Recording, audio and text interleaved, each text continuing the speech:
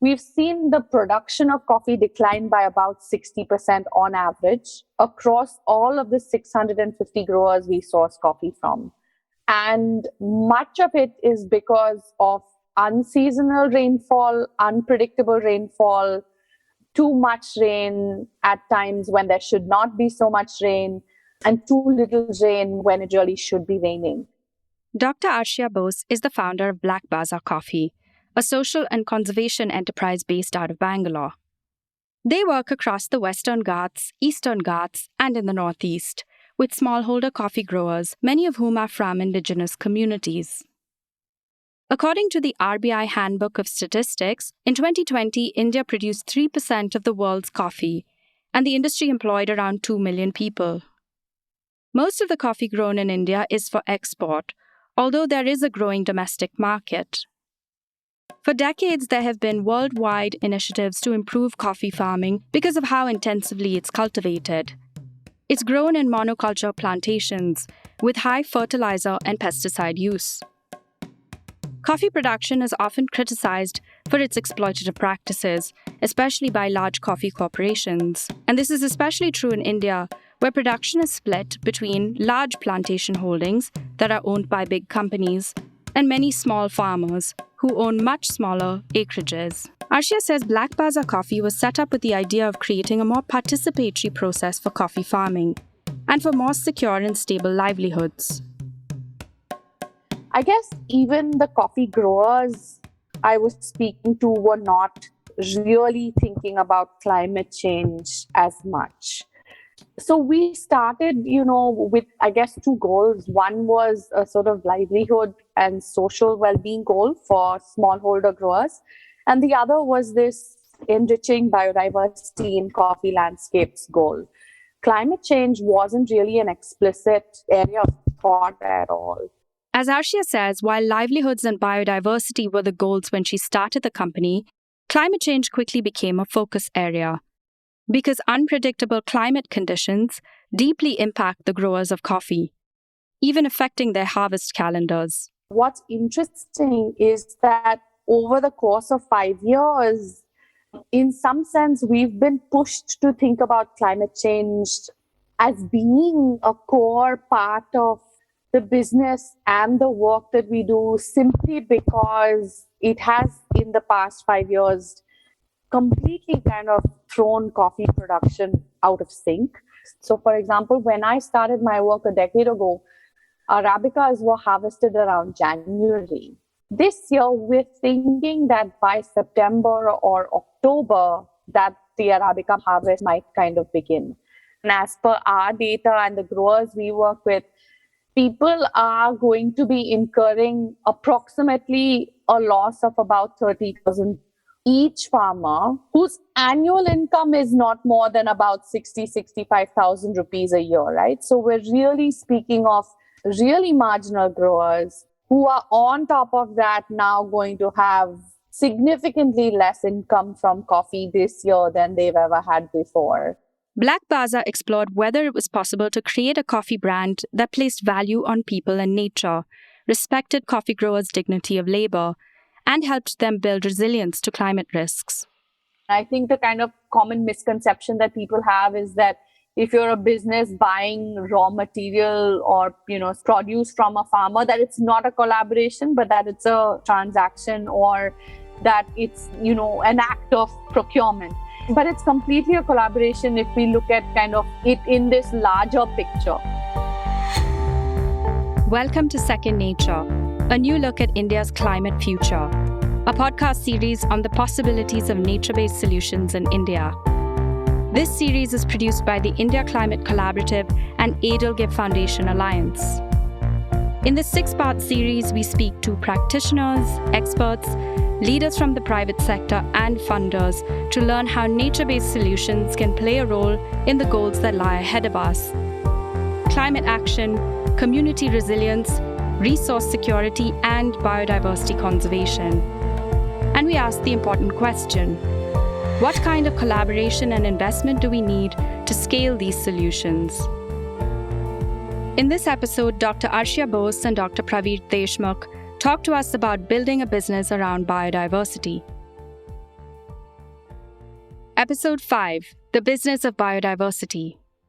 Black Baaza Coffee was started in 2016 and is one of the few fair trade certified brands in India. The fair trade certification is a little bit different because it was designed for smallholder farmers only. And the purpose of that being that small farmers who might face additional risk from exploitation, who are vulnerable in that market, now may have certain safeguards. However, Arshiya tells us that while global certifications allow producers to charge more, they have to meet certain standards in the way in which they run the business. And this can be challenging when working with a range of small producers. Fundamentally, this is a top-down process, and to get all the farmer producers on board, it requires a lot of groundwork.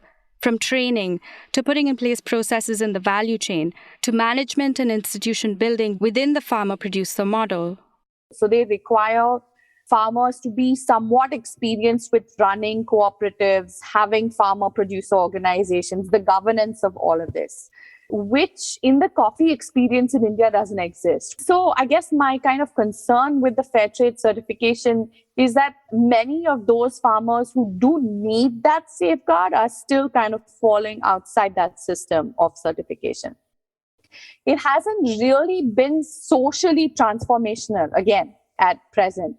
It's just meant that the kind of bookkeeping, governance, accountability, they're all important things. But I think it requires a certain amount of experience to be able to do that, and requires capacity building and hand-holding for farmer organizations to be able to kind of undertake those processes. At the beginning of the venture, Arshiya expected its primary focus to be on sourcing the raw material and developing a sound marketing strategy for the business. But as they worked with the farmer producers, their understanding of what was needed to make the business viable started to change. They realized they needed to engage far more deeply to gauge the specificities of the land and its natural processes. So in our, 5 regions that we may source coffee from, because we're working so involved in one region, there's these kinds of learnings around what's eating a pest, what kind of birds are really important for coffee, how is coffee being pollinated. Coffee has a famous pest, the berry borer beetle. It's known world over for boring into coffee fruits and destroying it, severely impacting coffee production. Given Black Baaza's commitment to biodiversity, this was something they had to deal with differently. A nature-based solution might be to really look closely at what species is eating this beetle. Are birds eating it? Is a wasp eating it? Are other beetles eating it? And how might we recreate an ecosystem where all of the predators for these kinds of pests thrive as well, right? But this process of engagement isn't just about understanding the local ecology. It is also what has driven their approach to scale, because scalability depends on partnerships and collaboration, as Arshiya points out. So we also work in different landscapes, and we work to different degrees of involvement in different landscapes. So in some areas where we know growers well, where there's a kind of context that's conducive to a lot of on-ground work, we might be involved. In other places where there is a history of farmer-producer organizations, for example, we source our Robusta cherries from an amazing organization called Elements Trading and the Fair Trade Alliance of Kerala. And they have a much, much longer, richer history of running these kinds of institutions, of doing it well, of really being pioneers in regenerative agriculture in the state. And so in those landscapes, our partnerships are much more strategic, and they're less kind of involved at an everyday level. So as we scale, we're also kind of figuring out what that level of involvement with each producer is, which each farmer producer organization is, and so on as well. But it can be a rocky road. It took time to establish the terms of these engagements and collaborations. Black Baaza's partners include individual growers, self-help groups, farmer-producer organizations or FPOs, and even private limited companies. Arshiya says that India doesn't really have a history of collectives and cooperatives for coffee, so it has been challenging to build an institution of this kind. There are specific criteria that are set by the state for farmer-producer organizations, like governance models, accountability, and due diligence. And so, for example, when we try to have conversations like, okay, we're paying you, let's say, a certain amount for coffee, let's say 100 rupees per kilo. Would you be able to disclose to us upfront what you would be paying your member producers? Is it transparency? Do you commit to or what is your view on organic agriculture? What is your view on the use of pesticides? So there was an FPO, that farmer producer organization, that we wanted to work with, and spend a lot of time trying to have that conversation on what would be the nature of engagement between Black Baaza Coffee and this farmer producer organization. And through those conversations, it became really apparent that some of the values that we shared, like fairness and equity, were not shared or understood or perceived in the same way by this farmer producer organization. And so there's at least 2 farmer producer organizations that we parted ways with because they refused to tell us what they were paying their farmers. She speaks candidly about their early days and the things they learned. So we're bootstrapped. And so that means that if we make losses, it significantly pinches what our bottom line is and what our financial sustainability is. And there was one year that we procured coffee from a set of growers in Karnataka. When we started, the price difference between us and the trader that people would get is about 56%. So we're significantly we're paying people a fair price in a sense. More than a fair price in that way, because not only were people not getting the market price, they were getting less than a market price. So that difference is quite significant, I think. And because we had that difference, a lot of people want to give their coffee to us. One time in 2018, after weighing their procurement, they realized they had ended up overpaying for beans.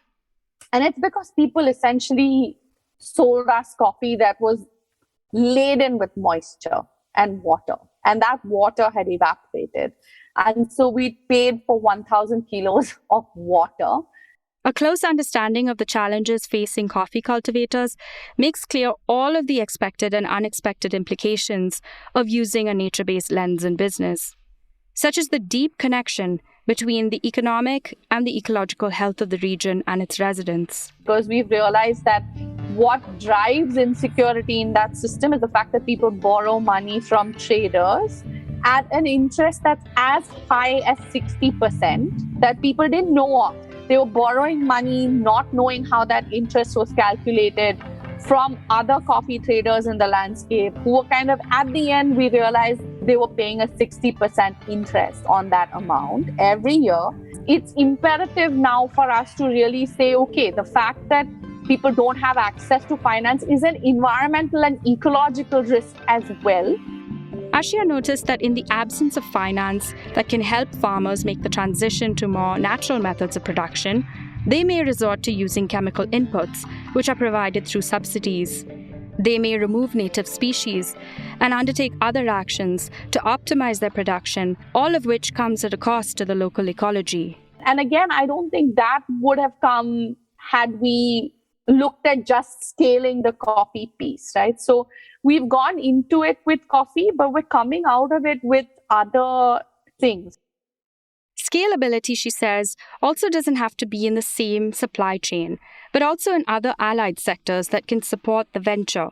Black Baza is considering expanding its services to provide microfinance. So for now, we're thinking our next extension is actually not in coffee, but possibly in something like microfinance.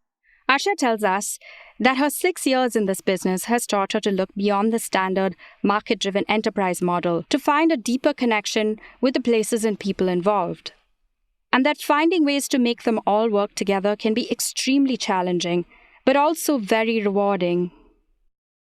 And also that it requires, I think, patience and empathy to deal with these phenomenon on an everyday basis, right? So it's been a bit of a balancing act. Those have been sort of my biggest learnings, I think. Thinking differently about problems is integral to finding nature-based solutions. Dr. Pravir Deshmukh is a senior counselor at the Confederation of Indian Industries, CII, which helps companies become more conscious of biodiversity. He tells us about DCM Shriram, a sugar manufacturing company based in Delhi that was facing significant challenges with pest management. DCM Shriram is a partner of the India Business and Biodiversity Initiative, or IBBI, that Pravir has worked to set up. Members of the IBBI are dedicated to conserving biodiversity as part of their business model. Similar to Arshiya's approach with the berry borer beetles, DCM Shriram resolved to bring back sugarcane-friendly birds that ate the pests by encouraging the farmers to alter the times they spray pesticides to avoid the birds' natural feeding times. And what happens after within a 1 year when we again revisited that the same locations, the bird, which is agriculture friendly bird number has increased. The farmers themselves are saying because of the changing in the pesticide spraying and other things, now they have to use some of the agriculture friendly insects are able to manage other diseases on the crop. The IBBI was established in 2014 and is a platform of 45 committed private corporations. It is hosted by the Confederation of Indian Industries, CII, and conceptualized by the Ministry of Environment, Forests and Climate Change. So under this project, I am supporting businesses for developing the tools, the disclosure frameworks, and again, whatever the support they required for managing this biodiversity part into integration. So in the last almost 8 years, we have developed lots of toolkits, guidance documents, case studies, and some of the technical supports to the industry.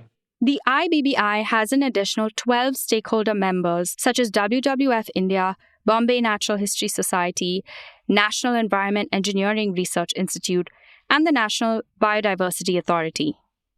Together, they offer research and knowledge support to the members to help them integrate biodiversity into their core businesses.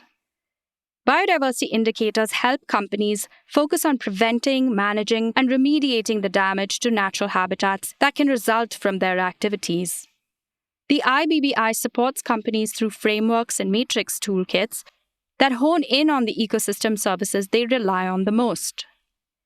Based on this, they can then identify the critical risk areas in which the company is operating and then help build an action plan toolkit to manage them. In addition, they have put together a biodiversity index that measures biodiversity in an industrial area.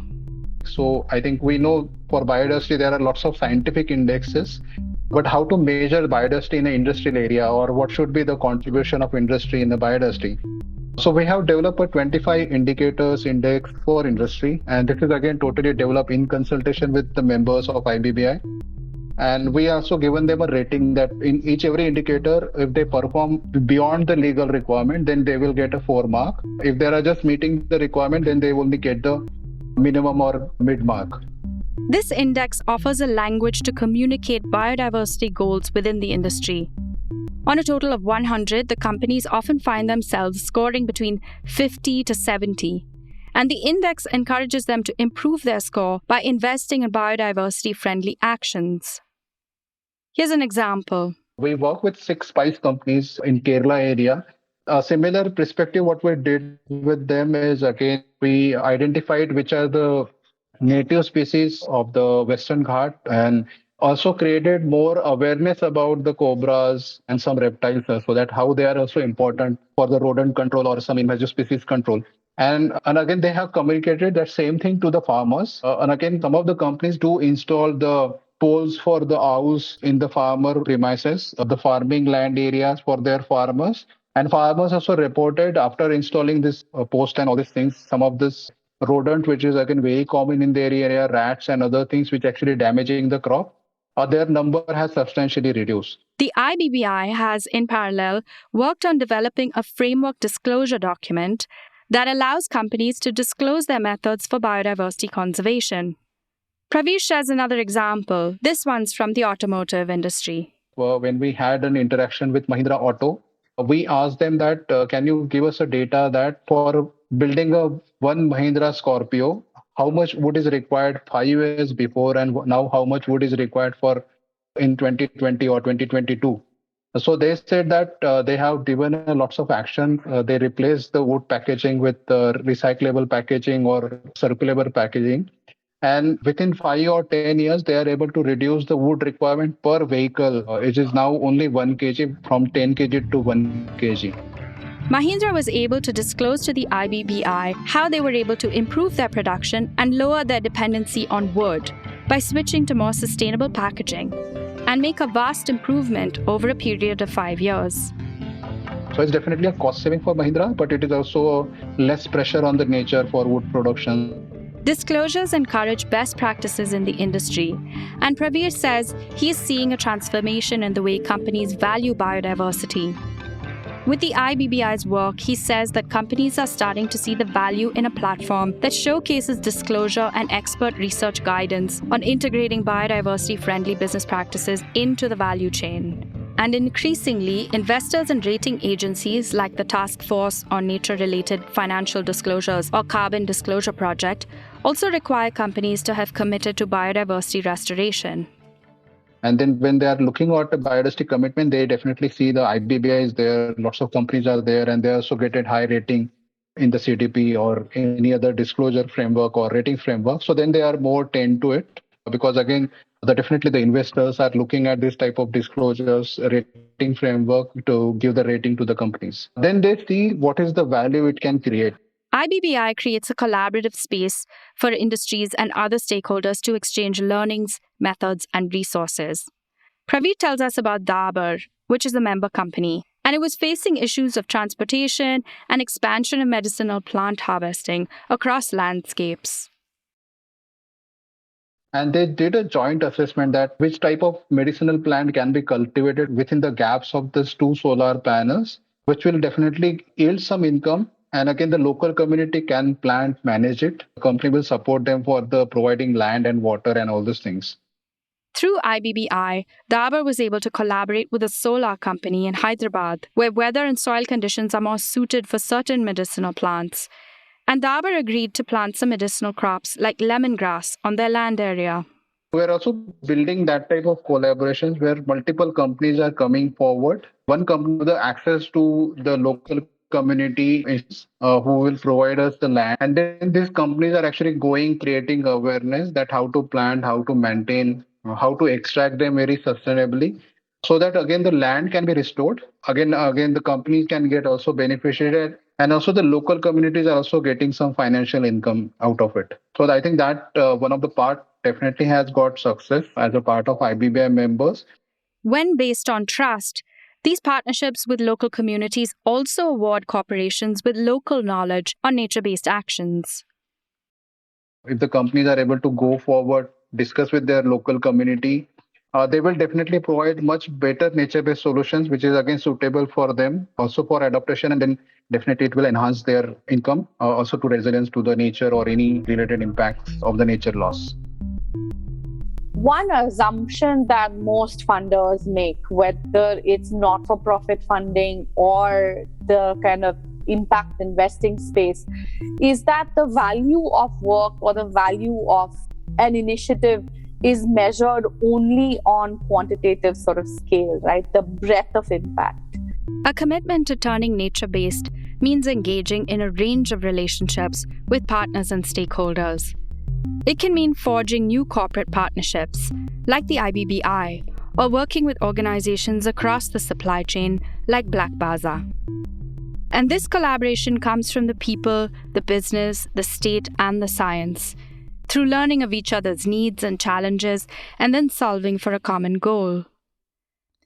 But this work is incremental, and it may need us to recognize that when businesses choose a nature-based approach, it will look different.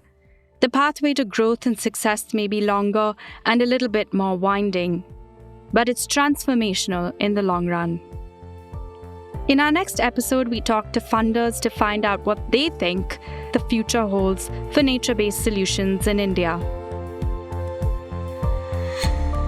Thanks to Dr. Arshiya Bose and Dr. Pravir Deshmukh. This podcast is produced by the India Climate Collaborative Edelgift Foundation Alliance. For more information on the India Climate Collaborative and its work on nature-based solutions, or to read a copy of the report, please visit indiaclimatecollaborative.org. You can also follow the ICC on LinkedIn at India Climate Collaborative.